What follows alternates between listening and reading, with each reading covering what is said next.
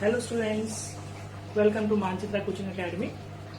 Today we will start chapter 4 of class 12 mathematics. In previous chapter you have already learned about what are matrices, and you have also learned a special type of matrix that is called square matrix, in which the number of rows and number of columns are same. So this chapter, the name of chapter is determinant. Chapter 4, determinant. This chapter is completely based on the square matrix. It is completely based on square matrix. Okay, so let us start our chapter today, and we will first of all study its introduction part. So in introduction, what you should know that what is a determinant and how you define a determinant. The definition, you write it. The determinant is a scalar value that can be computed using the elements of a square matrix. Understood? I hope ये आपको समझ में आ गया होगा इसका meaning क्या है कि the determinant is a scalar value, कि ये एक स्केलर वैल्यू होती है, एक नंबर होता है जो कि हम एक स्क्वायर मैट्रिक्स के एलिमेंट्स को यूज करके कैलकुलेट कर सकते हैं.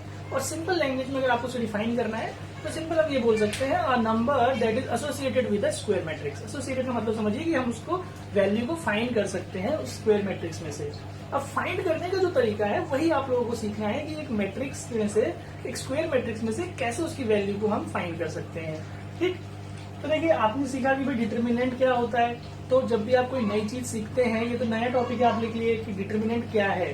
तो नया टॉपिक जब भी आप सीखते हैं तो आपको उसका सिंबल आना चाहिए सबसे पहले. जैसे भी आप देख के इसको पहचान लेते हैं कि ये क्या है, आपको पता लग गया प्लस है, ये क्या है माइनस है. तो ऐसे ही जब कोई नई चीज सीखते हैं तो उसका सिंबल आपको आना चाहिए. तो डिटर्मिनेंट का जो सिंबल है वो इस तरीके से होता है, ए के बाहर मॉड्यूलस हम लगाते हैं, बट इसको मॉड्यूलस पढ़ना नहीं है, इसको हमें पढ़ना है डिटर्मिनेंट ए. इसको क्या पढ़ना है? डिटर्मिनेंट ए, और you can say A determinant. A determinant भी हम इसको पढ़ सकते हैं, डिटर्मिनेंट ए. ठीक, और इसका एक और हमारा डिनोटेशन है कि हम इसके डीईटी लिखकर ए लिख देंगे, तो ये डिटर्मिनेंट ए हो गया. और एक तरीके से और होता है कि भाई डेल्टा, इसको क्या कहता है? डेल्टा. डेल्टा भी एक डिटर्मिनेंट का सिंबल यूज हो सकता है. तो मोस्टली हम अभी इस वाले सिंबल को यूज करेंगे कि आपकी बुक में एनसीईआरटी में यही सिंबल यूज होता है, बट ये भी यूज कर सकते हैं, कोई ऐसा प्रॉब्लम नहीं है. किसी क्वेश्चन में ये भी आ सकता है. Got it? तो अब देखिए कि मैं जो बात कर रहा था कि मैट्रिक्स, स्क्वायर मैट्रिक्स में से एक वैल्यू कैसे हम निकालते हैं, तो आपको उसी को समझना है कि भाई डिटर्मिनेंट क्या है, एक वैल्यू है एक मैट्रिक्स की. तो उसको फाइंड कैसे करते हैं. अब देखिए हम ऑर्डर एग्जाम्पल लेते हैं 2x2 ऑर्डर का. पहले कि हमारे पास कोई ए मैट्रिक्स है 3 2 4 1. See students, I have written A matrix here. It is a matrix. Now remember, we cannot solve this A matrix. What we have to do, we have to convert it into a determinant. So determinant will be like this. Once we have converted it into a determinant, we can solve it now. अब हम इसको solve कर सकते हैं. जब ये matrix था A तो इसको हम सॉल्व नहीं कर पा रहे थे, ध्यान रखिएगा, इसको हम सॉल्व नहीं कर सकते. अब हम इस मैट्रिक्स को A डिटर्मिनेंट में कन्वर्ट करने के बाद सॉल्व कर सकते हैं. सॉल्व करने का तरीका ही आपको सीखना है. तो तरीका देखिए क्या होता है कि हमें इसके जो एलिमेंट्स हैं, ये वाला 3 और 1, इनको ऐसे इंटू करना है, मतलब फ्रॉम लेफ्ट टू राइट में इंटू करके, और फिर दूसरा जो है राइट टू लेफ्ट, ऐसे आना है, राइट टू लेफ्ट, ये left to right and then right to left आकर के इनको इंटू करके जो वैल्यूज आएगी दोनों का जो सब्ट्रैक्ट होगा दैट इज -5. तो ये जो वैल्यू आया, this is the value associated with this matrix, यानी कि ये -5 इस ए मैट्रिक्स का डिटर्मिनेंट है. अंडरस्टूड? तो देखिए कितना सिंपल तरीका है 2x2 को निकालने का, 2x2 ऑर्डर के मैट्रिक्स के डिटरमिनेंट को फाइंड करने का बहुत ही सिंपल तरीका है. आप ये हमेशा याद रखिएगा कि आपको लेफ्ट से राइट में पहले प्रोडक्ट करना है और फिर माइनस करना है राइट टू लेफ्ट के प्रोडक्ट को. ठीक है, अंडरस्टूड? देखिए एक और एग्जांपल लेते हैं कि अगर हमारे पास क्वेश्चन इस तरीके से आता है कि find a determinant if a is equal to 2 5 -1 -2. ठीक, तो देखिए अब क्या करेंगे हम इसमें, सबसे पहले तो आपको कन्वर्ट करना है, हाँ? इसको आप कन्वर्ट करिए, a determinant is equal to 2 5 -1 -2। जैसे मैंने बताया कि हम मैट्रिक्स को सॉल्व नहीं कर सकते, मैट्रिक्स में से हमें डिटर्मिनेंट वैल्यू निकालना है तो उसको पहले डिटर्मिनेंट में कन्वर्ट करना पड़ेगा।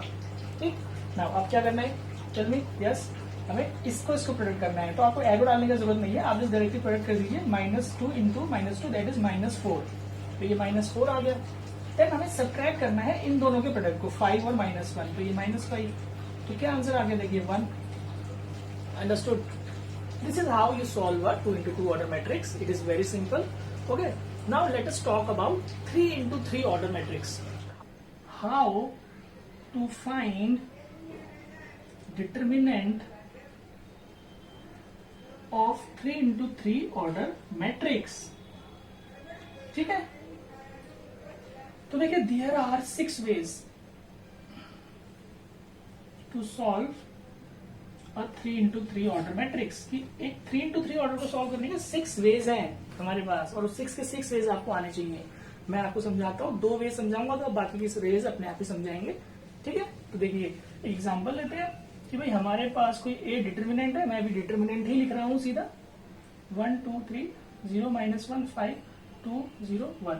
ये हमने डिटर्मिनेंट बना दिया 3 into 3 ऑर्डर का। ठीक, अब इसको सॉल्व कैसे करते हैं उसको समझिएगा ध्यान से, कि इसको सॉल्व करने के लिए हमें लिखना है, फर्स्ट मेथड कर रहे हैं कि भाई एक्सपेंडिंग अलोंग R1 रो 1, R का मतलब इसको एक्सपेंड करने का पहला मेथड, जैसे मैंने 6 वेज है, तो पहला मेथड हमारा एक्सपेंडिंग अलोंग R1। हम R1 से एक्सपेंड करेंगे। R1 का मतलब क्या है कि इस रो को हम होल्ड करेंगे, रो को हमें होल्ड करना है और कॉलम्स को चेंज करते जाना है। तो देखिएगा ध्यान से कैसे करना है, हम पहले फर्स्ट रो को होल्ड करेंगे और फर्स्ट कॉलम को होल्ड करेंगे। तो यहाँ पे ये 1 आ गया, तो 1 में हम क्या करेंगे, इंटरसेक्ट हो रहा है तो 1 को लिख लेना है, और ये दोनों होल्ड हो रहे हैं, इसको आप छुपा लीजिए, ये वाला रो और ये वाला कॉलम होल्ड हो रहा है, तो बचा गया उसके साथ में, आप उसको लिख लीजिए ऐसे डिटर्मिनेंट की फॉर्म में, 1 के साथ ये डिटर्मिनेंट बन गया। अंडरस्टूड? अब हम आगे बढ़ेंगे और फर्स्ट रो को ही होल्ड करेंगे, क्योंकि R1 से कर रहे हैं, R1 को होल्ड करके रखना है, और अब कॉलम को हमने पहले कर लिया है, कॉलम को इधर से होल्ड करेंगे, सेकंड कॉलम को। तो ये इंटरसेक्ट कहां पे हुए, 2 पे इंटरसेक्ट हुए, तो यहाँ पे हम 2 लिखेंगे, लेकिन पोजीशन इसकी माइनस की आएगी। अभी पोजीशन के बारे में मैं समझाऊंगा कि यहाँ पे A12 इसका पोजीशन है, ध्यान से देखिए। तो A12 पोजीशन होने की वजह से ये ऑड पोजीशन कहलाता है, तो यहाँ पे हम माइनस ले लेंगे, साइन चेंज करके। अगर यहाँ माइनस होता तो प्लस आ जाता। ये वाला A11 पोजीशन था, इवन पोजीशन कहलाता है, 1 + 1 2 इवन, 1 + 2 3 ऑड, इस तरीके से ऑड इवन। तो जो ऑड पोजीशन होगी वहां नेगेटिव लगेगा, साइन चेंज होगा मतलब नेगेटिव, और जहां पे इवन पोजीशन होगी वहां साइन चेंज नहीं होगा। ये 1 था तो मैंने इसको एज इट इज लिखा है। अंडरस्टूड? तो अब देखिए क्या होगा कि फर्स्ट रो और कॉलम सेकंड को होल्ड करने पे 2 पे इंटरसेक्ट हुआ, तो 2 हमने लिख लिया, माइनस लिख लिया क्योंकि ये ऑड पोजीशन थी। अब इसके साथ क्या वैल्यूज बच रही है वो देखिए, ये और ये होल्ड होने पर 0 5 2 1 बच रहा है।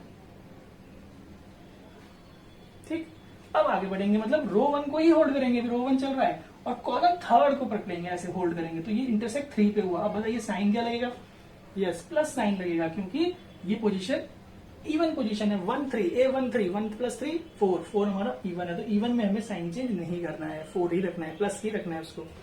अब इसमें क्या बचेगा, यहां से ये होल्ड होने पे 0 -1 2 0 ये बचा। अब आप इसको 2 into 2 की तरह इजीली सॉल्व कर सकते हैं। देखिए कैसे, 1 ये हो गया -1, ये 0 -2, यहाँ पे ये 0 + -10 0 + 2, तो देखिए क्या वैल्यू आती है हमारे पास, -1 + 20 प्लस हो गया। तो यहाँ पे अब आप देखिए क्या आएगा हमारे पास, सॉल्व करके 25 आ गया, है ना। तो ये रहा हमारा फर्स्ट मेथड कि हम R1 के अलॉन्ग कैसे सॉल्व करते हैं किसी भी डिटर्मिनेंट को।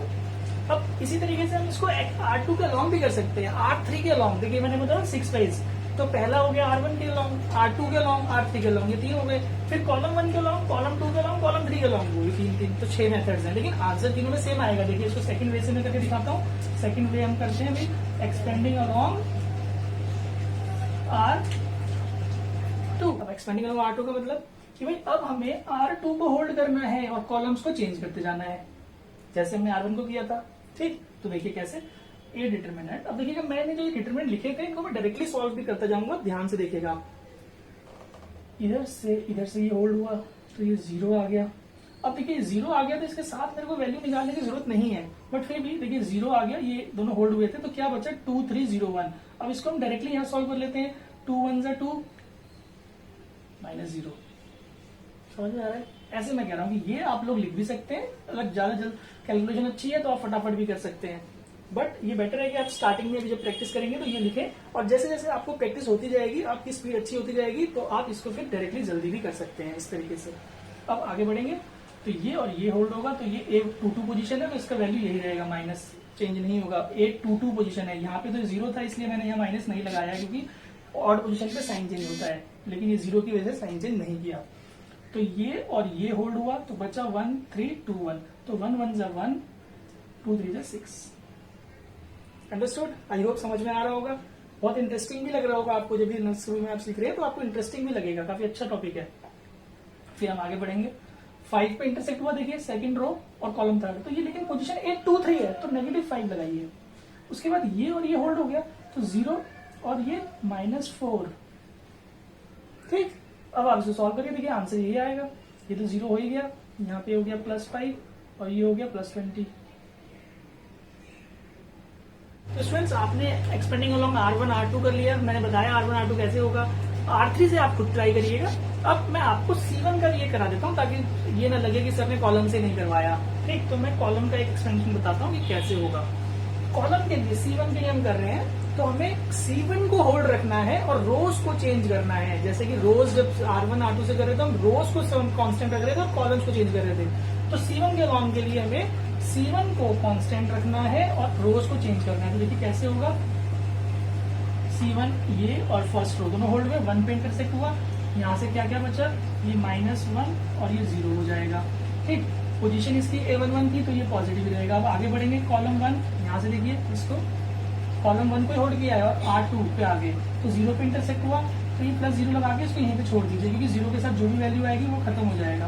देन हम आगे बढ़ेंगे, फिर ये वाली पोजीशन कॉलम 1 को होल्ड करना है और R3 की वाली, तो 2 पे, तो ये +2 लगेगा, बिकॉज A13 A31 ये इवन पोजीशन है। अब ये और ये होल्ड हुआ, 2 5 = 10 हो गया और +3 हो जाएगा। देखिए समझ में आ रहा होगा। तो ये हो गया -1 + 26, तो देखिए 25। हमने R1 में किया 25, R2 में किया 25 और C1 में भी 25। ऐसे ही C2 C3 से भी आप इसको सॉल्व कर सकते हैं। तो आई होप आपको ये समझ में आ गया होगा। ठीक, अब बात करते हैं इसकी प्रॉपर्टीज की, जो कि इस फर्स्ट एक्सरसाइज में बस इतना ही है। आपको 4.1 जब आप करेंगे तो ये डिटर्मिनेंट को ही सॉल्व करना है और उसकी प्रॉपर्टीज को वेरीफाई करना है बस आपने। ठीक, तो मैं प्रॉपर्टी क्या है वो बता देता हूँ जो आपको वेरीफाई करनी होगी। तो देखिए, कोई भी डिटर्मिनेंट अगर हमारे पास होता है तो उसके लिए ये फॉर्मूला है कि k into a determinant is always k to the power n into a determinant, where n is equal to order of the matrix।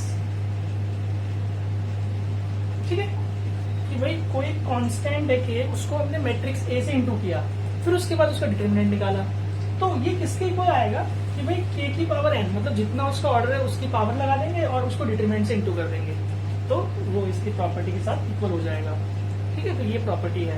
अब मैं इसको एक एग्जांपल समझाता हूँ कि भाई इसमें आता कैसे क्वेश्चन है। इसमें इस टाइप से क्वेश्चन आता है कि if a is 3 × 3 order, 3 × 3 order matrix and a determinant is 5, find 2a determinant. तो समझिए, अब देखिए क्या है, तो यहाँ पे k की जगह 2 आ रहा है, तो इसका जब हम सॉल्यूशन लिखेंगे तो भाई 2a डिटर्मिनेंट विल बिकम, जब हम इसमें ये प्रॉपर्टी लगाएंगे तो 2 की पावर 3 into a डिटर्मिनेंट बन जाएगा, है ना, क्योंकि भाई ऑर्डर 3 × 3 है, तो 3 × 3 का मतलब 9 नहीं लेना है, 3 × 3 मतलब 3, 2 × 2 मतलब 2 ऑर्डर है।